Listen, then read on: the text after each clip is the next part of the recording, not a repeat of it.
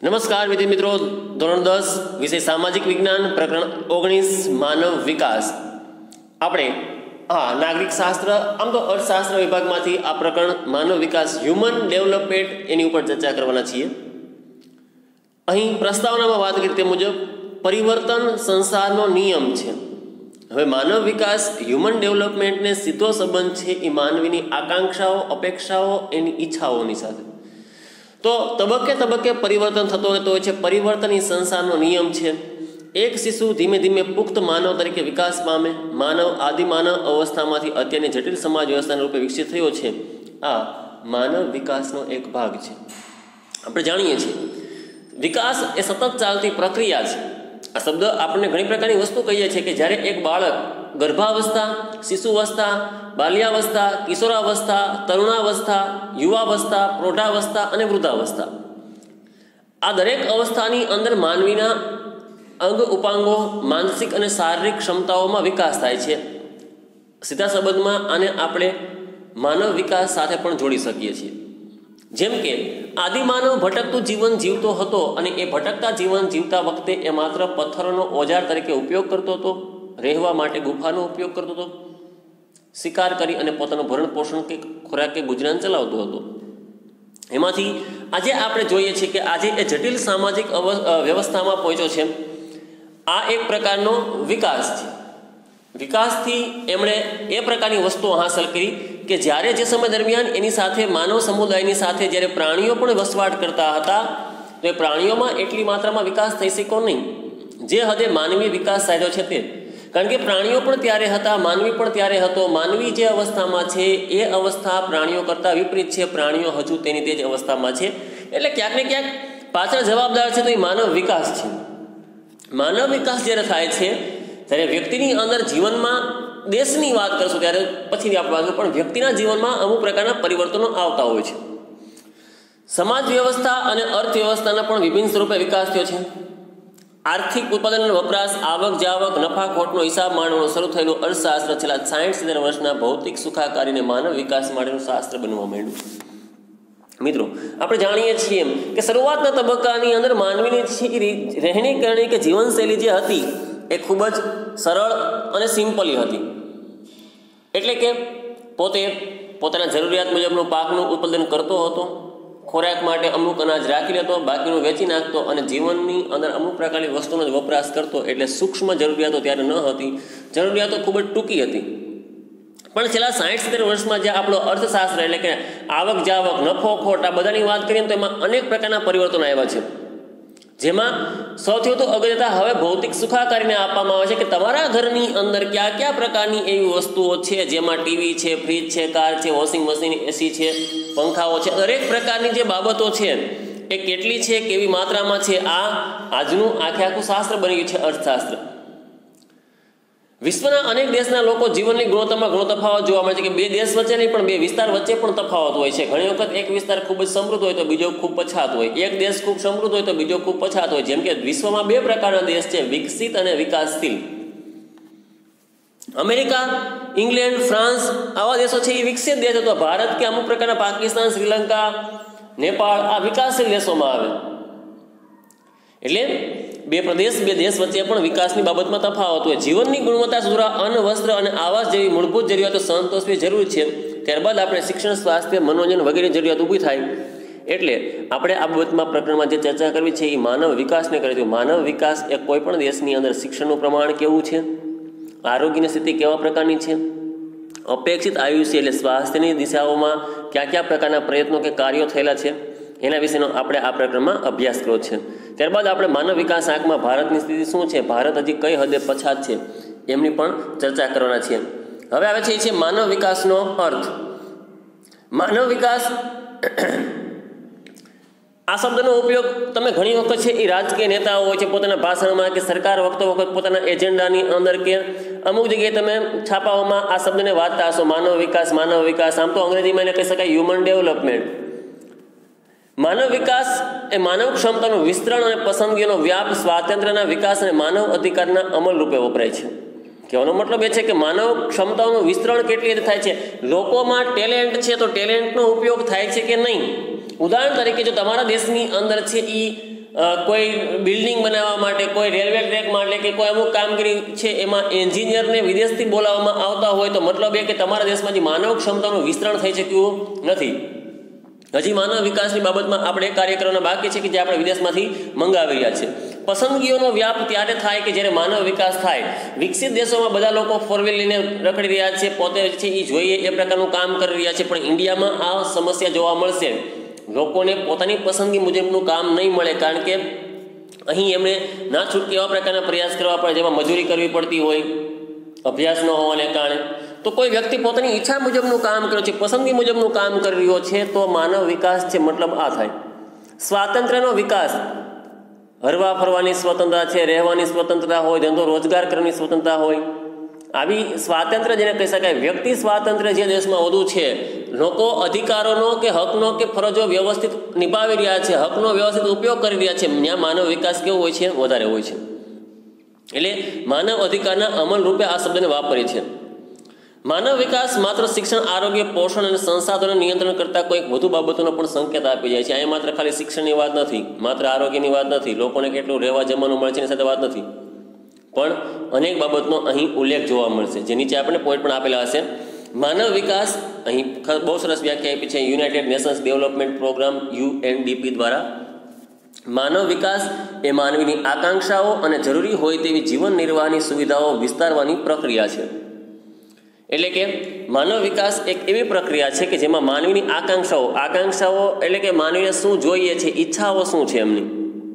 જીવન નિર્વાહ કરવા માટે મારે શિક્ષક તરીકેની નોકરી કરવી, વકીલ તરીકેની નોકરી કરવી, એન્જિનિયર બનવું, ડૉક્ટર બનવું, જે બનવું તે, હું મારા જીવન નિર્વાહ કરવા માટે શું મેળવી શકું, શું કાર્ય કરી શકું. જો હું મારી ઈચ્છા મુજબનું કાર્ય કરી શકતો હોય તો મતલબ કે માનવ વિકાસ એ દેશમાં સારો છે.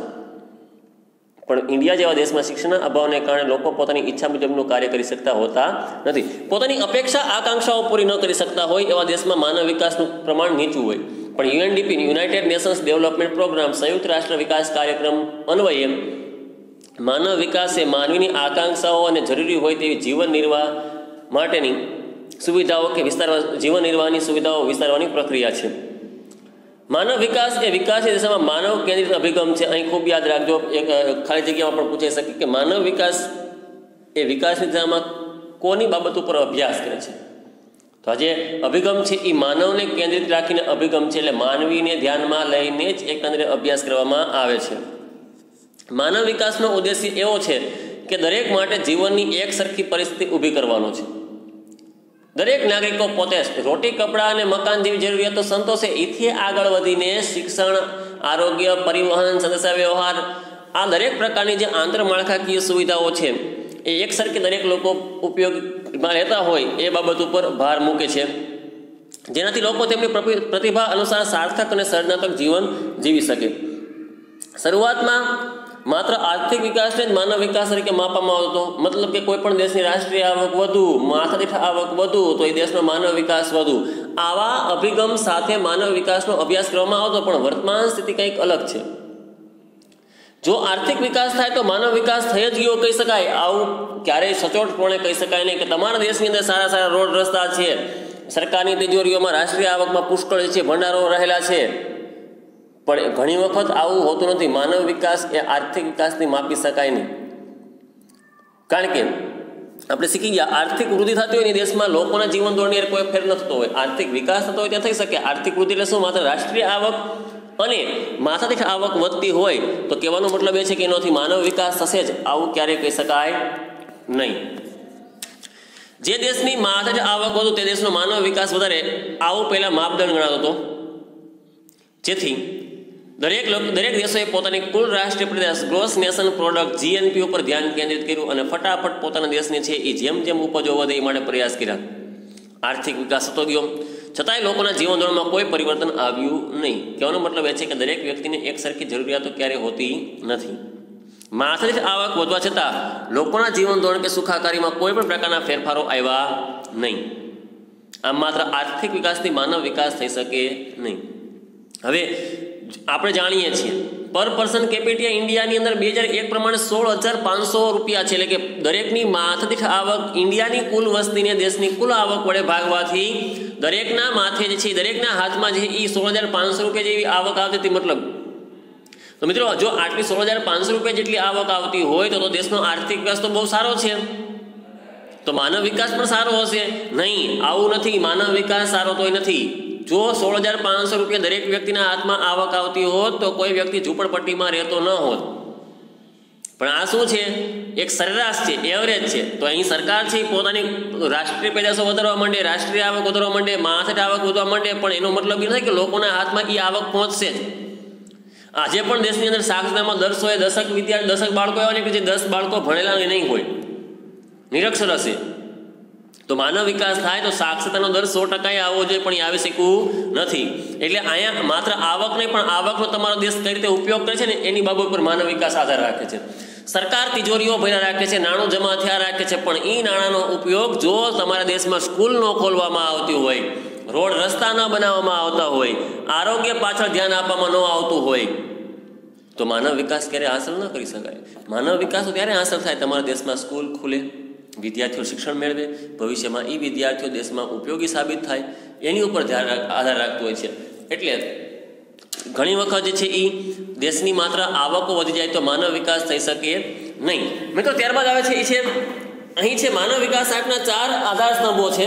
આ 4 આધાર સ્તંભોની અંદર ખાસ કરીને સમાનતા, સ્થિરતા, ઉત્પાદકતા અને સશક્તિકરણ એનો સમાવેશ થાય છે. હવે સમાનતા એટલે શું? તો કે દરેક નાગરિક છે એ એક સમાન જીવન જીવે. સ્થિરતા એટલે અર્થતંત્રની અંદર સ્થિર અર્થતંત્ર બને. રાષ્ટ્રની ઉત્પાદકતા પણ વધે, જેથી દેશની અંદર છે એ રાષ્ટ્રીય ઉત્પાદન વધવાથી કે રાષ્ટ્રીય આવક પણ વધે, કુલ પેદાશો પણ વધવા લાગે. સશક્તિકરણ એટલે મહિલા સશક્તિકરણ ઉપર ભાર મૂકવામાં આવ્યો છે. બીજું, આ વસ્તુઓ છે એ મહિલા સશક્તિકરણની સાથે જોડાય છે કે માનવ વિકાસ થાય તો એ દેશમાં મહિલાઓની સ્થિતિ પણ સુધરે. મહિલાઓ ઘરની 4 દિવાલની બહાર આવે, રેલવે, ફ્લાઇટ એટલે કે પાયલોટ તરીકેની કામગીરીમાં આગળ આવે, બસ એસટી બસ છે એ મહિલાઓ ચલાવી રહી છે. ભારતમાં રાજકીય બાબતોમાં મહિલાઓ પ્રવેશ કરી રહી છે, જેમાં સંસદ સભ્યો પણ બની રહી છે. એક્ટ્રેસ, સ્પોર્ટ્સ, દરેકમાં મહિલાઓનું યોગદાન આગવું થાય તો સમજવું કે દેશમાં માનવ વિકાસ થઈ રહ્યો છે. ત્યારબાદ આવે છે માનવ વિકાસ એટલે શું? તો હવે વાત કરીએ તો હવે માનવ વિકાસ છે શું? ક્યારના આપણે ઘણી વખત બોલીએ છીએ માનવ વિકાસ. તો માનવ વિકાસ એટલે પોતાની રસ, રુચિ, આવડત, બુદ્ધિ, ક્ષમતા અનુસાર સફળ અને સર્જનાત્મક જીવન જીવવામાં સહાયક બને તે એટલે માનવ વિકાસ. માનવી પોતાની રસ, રુચિ અને આવડત, મારી જે ઈચ્છા છે, મારે ફિલ્મ કલાકાર બનવું છે, મારે સ્પોર્ટ્સમેન બનવું છે, મારે ડૉક્ટર બનવું છે, જો હું એ પ્રમાણે મેં મારી ઈચ્છા મુજબનું જીવન જીવી અને બની શક્યો હોય તો સમજવું કે માનવ વિકાસ એ દેશમાં સારો છે. મતલબ કે જે દેશની અંદર લોકોને જે બનવું છે, જે પ્રાપ્ત કરવું છે એ પણ પ્રાપ્ત કરી શકતા નથી, તો માનવ વિકાસ સારો નથી. બીજા શબ્દોમાં કેવું હોય તો માનવ ક્ષમતાઓનું નિર્માણ થાય, સમાનતા પ્રાપ્ત થાય, વિવિધ ક્ષેત્રોમાં પસંદગીઓનો વ્યાપ વધે. જ્યારે માનવ વિકાસ તો હોય ને ત્યારે એક તો ક્ષમતાઓ, મારી અંદર જે હુનર છે, ટેલેન્ટ છે, એમાં વધુમાં વધુ વધારો થતો હોય છે. સમાનતા પ્રાપ્ત થાય, લોકો એક સરખું એક સમાન જીવન જીવી શકે. આર્થિક સમાનતા, ગરીબોનું પ્રમાણ ઘટે, શ્રીમંતોની સંખ્યા પણ ઘટે, તો આ આર્થિક સમાનતા પ્રાપ્ત થઈ છે, લોકો સમાન જીવન જીવી રહ્યા છે. ત્યારબાદ માનવ વિકાસથી માનવી તંદુરસ્ત, આરોગ્યમય, સ્વસ્થ અને દીર્ઘાયુ જીવન જીવે.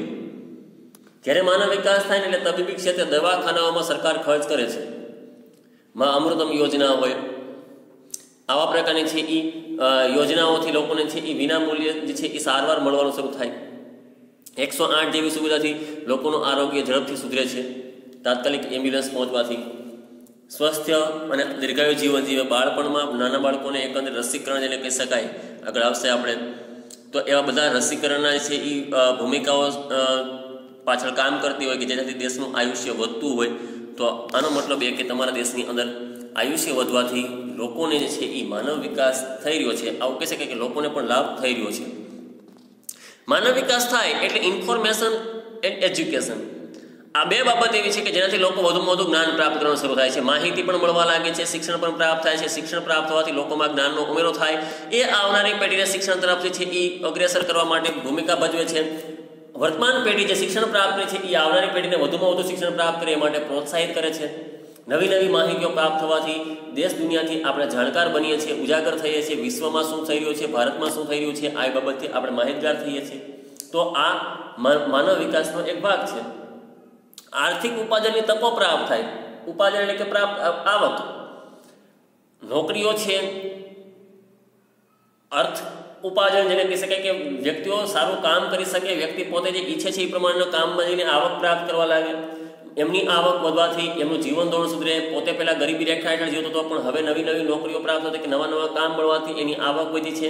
એ આવક વધવાથી એને ભવિષ્યમાં બીજા કોઈ પણ પ્રકારના કામની જે છે જેને કહી શકાય એ તાલીમ પ્રાપ્ત થાય, નવા નવા કામમાં એ જોડાય, આથી વધુમાં વધુ આવક પ્રાપ્ત કરે. અર્થ ઉપાર્જન એટલે કે આવક પ્રાપ્તિ. વ્યક્તિ નવી નવી આવક પ્રાપ્ત થાય એ માટે તકો ખુલવા લાગે. જેમ કે આજે વર્તમાન સમયમાં ઇન્ટરનેટના આવવાથી અનેક પ્રકારના રોજગાર ધંધાઓ ખોલ્યા છે. ઓનલાઈન જેને કહી શકાય એ પ્રકારની ઓનલાઈન આવક માટેના પણ જે છે એ સ્ત્રોત નવા નવા આપણી સામે આવી રહ્યા છે. તો અર્થ ઉપાર્જનની તકો પ્રાપ્ત થાય છે. ઊંચા જીવન ધોરણ માટે કુદરતી સંસાધનો સમાન રીતે ઉપલબ્ધ બને. સારું જીવન ધોરણ જીવવા માટે શું જોઈએ? તો સારું પીવાનું ચોખ્ખું પાણી જોઈએ, શુદ્ધ હવા જોઈએ, આ ઉપરાંત જેને કહી શકાય કે સ્વચ્છ એવી રહેઠાણવાળી જગ્યાઓ જોઈએ. તો આ કુદરતી સંસાધનનો એક ભાગ છે. તો કહેવાનો મતલબ એ છે કે લોકોનું જીવન ધોરણ સુધરતા એ ગંદકીનો નિકાલ કરે છે, સ્વાસ્થ્ય તરફ એ સારા બાબતમાં ભાર મૂકી રહ્યા છે, કુદરતી સંસાધનોનો યથાયોગ્ય ઉપયોગ કરી રહ્યા છે, કચરાનો યોગ્ય નિકાલ થઈ રહ્યો છે. તો અહીં મતલબ કે દેશમાં આર્થિક વિકાસની સાથે માનવ વિકાસ પણ થઈ રહ્યો છે. ગુણવત્તાસભર જીવનશૈલી પ્રાપ્ત થાય. વ્યક્તિએ ગુણવત્તાસભર જીવનશૈલી પ્રાપ્ત હોય એટલે શું? તો કે પોતાની જિંદગીની ગુણવત્તા ક્યારે સુધરે? તો કે ભૌતિક વસ્તુનો વપરાશ કરતો હોય ત્યારે. શિક્ષણ, આરોગ્ય, પરિવહન, સંદેશાવ્યવહાર, ગેસ, વીમો, બેંક, વીજળી, વીમાની સુવિધા, વાહન પરિવહનની સુવિધાઓ, આંતરમાળખાકીય સુવિધાઓ જેટલી વધુ પ્રાપ્ત થાય એથી લોકોનું ગુણવત્તા, જિંદગીની ગુણવત્તા સુધરે. એટલે જીવનશૈલી છે એમાં ફેરફાર આવે, બદલાવ આવે.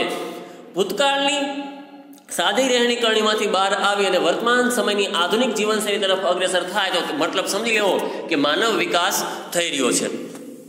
ગંદકીનો યોગ્ય નિકાલ થાય અને સ્વાસ્થ્ય સંબંધી પરિસ્થિતિ સુધરે. ગંદકીનો યોગ્ય નિકાલ ક્યારે થાય? તો કે જ્યારે દેશની અંદર એકંદરે સ્વાસ્થ્ય, આપણે ભારતમાં વર્તમાન સમયમાં સ્વચ્છ ભારત મિશન ઉપર ભાર મૂક્યો. શા માટે મૂક્યો? માનવ વિકાસનો એક ભાગ છે. ગંદકીનો યોગ્ય નિકાલ થાય એટલે બીમારીનું પ્રમાણ ઘટે. બીમારીનું પ્રમાણ ઘટે સરકારે આરોગ્ય પાછળ ઓછો ખર્ચ કરવો પડે. આરોગ્ય પાછળ ઓછો ખર્ચ થાય તો સરકાર એ નાણાંનો ઉપયોગ બીજી દિશાઓમાં કરી શકે. શિક્ષણ પાછળ કરી શકે, રોડ રસ્તાઓ પાછળ કરી શકે, સ્ટ્રીટ લાઇટ પાછળ કરી શકે, પીવાનું શુદ્ધ પાણી પાછળ કરી શકે, નવા નવા ચેકડેમ બનાવી શકે, ગરીબો માટે અનેક પ્રકારની યોજનાઓ લાવી શકે. પણ આ બધી યોજનાઓ ક્યારે આવી શકે? જ્યારે એકંદરે સરકારની પાસે નાણું હોય ત્યારે. જો નાણું ન હોય તો એ કોઈ પણ પ્રકારની પ્રક્રિયા હાથ ધરી શકતા નથી. એટલે ગંદકીનો યોગ્ય નિકાલ થવાથી સ્વાસ્થ્ય સંબંધિત પરિસ્થિતિ પણ સુધરી શકે છે.